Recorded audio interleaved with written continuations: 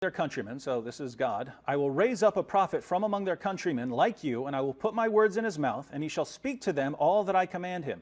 It shall come about that whoever will not listen to my words which he shall speak in my name, I myself will require it of him.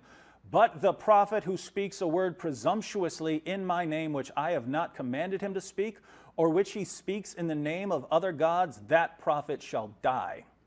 So, he gives two criteria of a false prophet right there in the passage that Shabir quoted. Shabir appealed to Deuteronomy 18:18.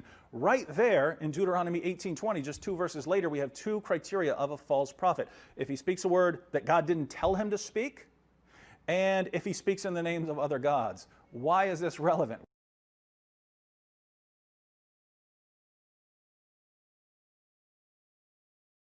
Here, we want to have you, because David went last.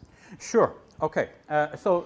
David, I'm glad you referred to Deuteronomy chapter 18, because the criteria for a false prophet would seem to disprove both Jesus and Paul. Because one of the criteria is that if the prophet says something will happen and then that thing does not happen, then that was a false prophet. Now, Paul, in his letter to the Thessalonians, spoke as though he will be alive at the time when Jesus returns. That did not happen. So that's a false prediction.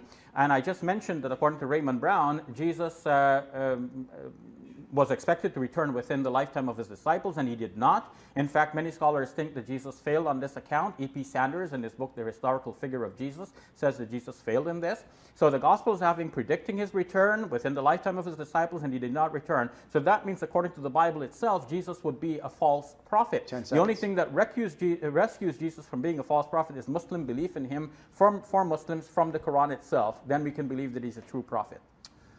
David.